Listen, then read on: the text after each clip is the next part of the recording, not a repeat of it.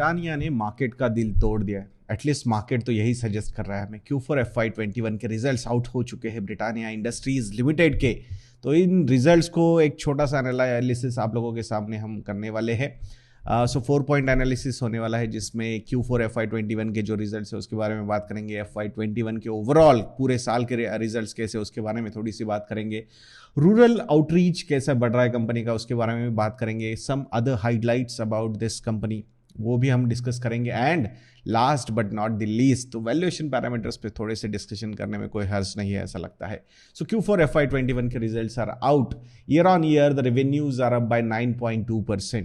Total revenues की अगर हम बात करते हैं from operations of Britannia Industries, but quarter on quarter this number has gone down by 1.1%, majorly because of the second wave of pandemic, ऐसा लग रहा है। सो लेट्स सी कैसे सारी चीजें डेवलप होती है।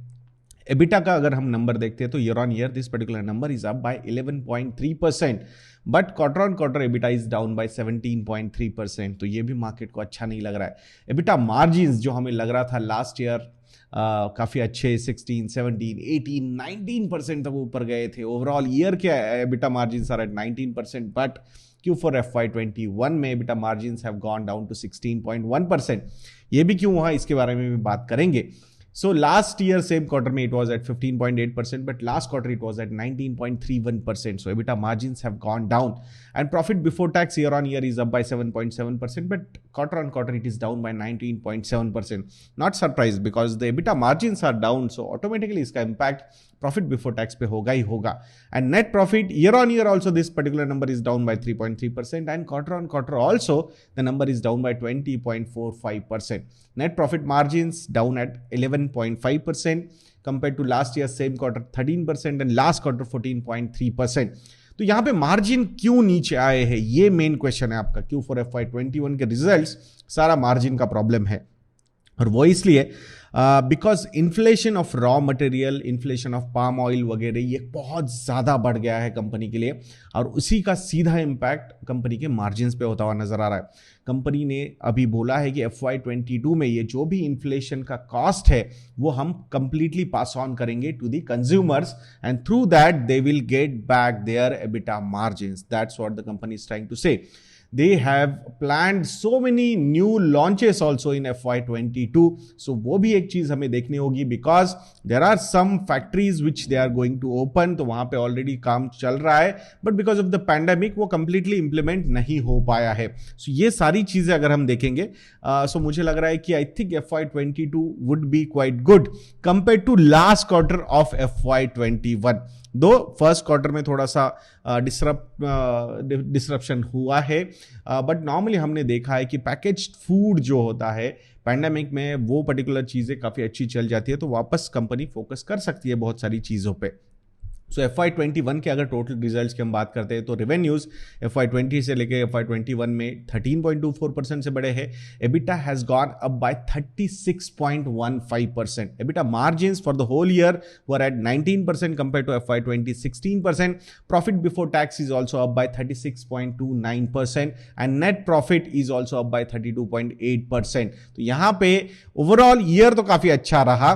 सो पैंडेमिक ने एक्चुअली काफ़ी अच्छी चीज़ें की है ब्रिटानिया के लिए, बट लास्ट में जाके इन्फ्लेशन रॉ मटेरियल जो है, जो यूज होता है प्रोडक्ट्स में उनके, सो फूड प्रोडक्ट्स में, तो वो रॉ मटेरियल का इन्फ्लेशन काफ़ी ज़्यादा बढ़ गया, और उसी का मेन रीज़न है कि लास्ट क्वार्टर में मार्जिन्स काफ़ी ज़्यादा श्रिंक हो गए। Company is trying to pass on this particular price to the consumer. So let's C.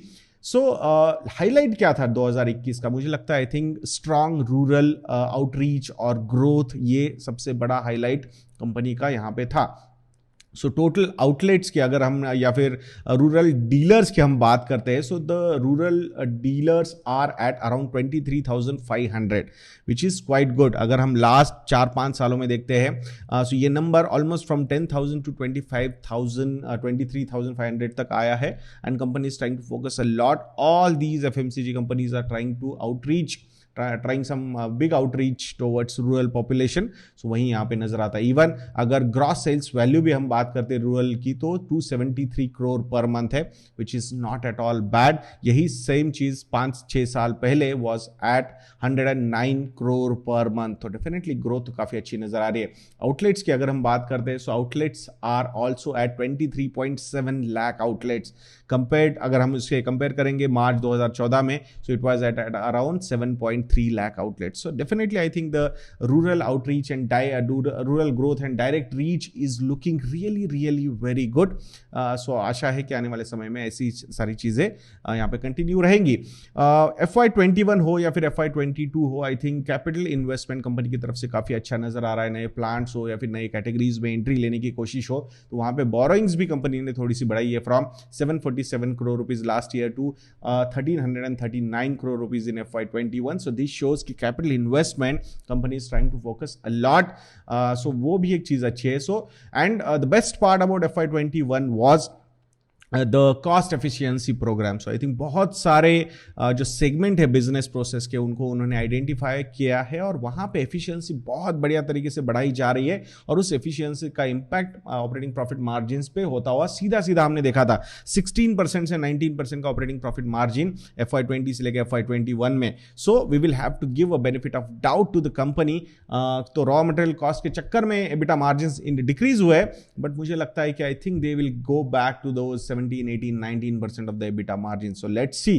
So ये कैसी सारी चीजें होती है। I think digital outreach और digital product launches transformation, I think that is also a company is focusing on lot. Operation point of view से मैं बात कर रहा हूँ, so वो भी काफी अच्छा है। E-commerce business की अगर हम बात करेंगे तो 4.1 times से FY21 में e-commerce business बढ़ा है, और FY20 में ये business 1.9 times से बढ़ा था। तो definitely I think there is a good amount of e-commerce growth also we are looking at।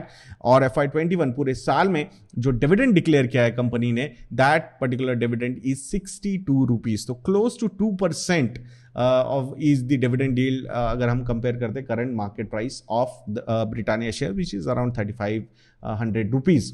So valuation point of view पे अगर हम बात करते हैं तो डेफिनेटली पूरे साल में अर्निंग्स तो काफी अच्छी ग्रो हुई है, जहां पे हमने पैट की जो ग्रोथ है पूरे साल की विच is around 32.8%, so that's not a small thing।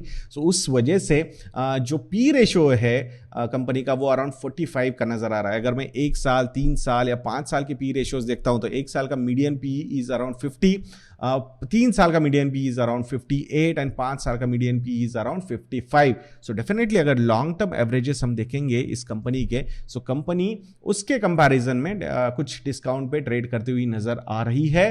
Nearest competitor अगर हम बात करेंगे तो Nestle is one company which we can target as a competitor, so उसका P ratio is around 75। So overall मुझे लगता है कि what kind of growth one should expect from these kind of companies, तो ये conservative to moderate equity investor के लिए एक ये पर्टिकुलर कंपनी हो सकती है। और वहां पे जो भी कंपनी ग्रोथ देने की कोशिश करेगी, और आज नहीं तो कल अगर ग्रोथ अच्छी दिखती है कंपनी की अर्निंग्स में, प्रॉफिटेबिलिटी में, मार्जिन्स में, so I will not be surprise कि वो शेयर प्राइस जो है वो अगेन अपना पी रेशो, जो मीडियम पी रेशोज है, उसको टच कर सकता है in some very positive optimistic view. So definitely यहां से डाउन साइड तो रेस्ट्रिक्टेड नजर आती है। कंपनी के जो इन्वेस्टमेंट्स कंपनी ने प्लान किए हुए हैं, नए कैपिटल इन्वेस्टमेंट्स, नए प्लांट्स वगैरह, so I think these things will work out in coming years. So this is a stock to keep on radar. If you want to know कि ये हमारे मॉडल पोर्टफोलियो का पार्ट है या नहीं है, so please go and visit investadnya.in, use red promo code RED। हाँ, ये रेड जो कलर है वो ब्रिटानिया में भी है, सो रेड प्रोमो कोड यूज करके 30% प्लस डिस्काउंट आप लोग ले सकते हो हमारे मॉडल पोर्टफोलियोज पे और अदर रिसर्च प्रोडक्ट्स पे भी। मैं आशा करूंगा आप investadnya.in को विजिट करेंगे और इन प्रोडक्ट्स को सब्सक्राइब करोगे। तो ऐसे वीडियोस के लिए चैनल पे बने रहिए, और नेक्स्ट वीडियो तक के लिए मुझे आज्ञा दीजिए दोस्तों। जय हिंद।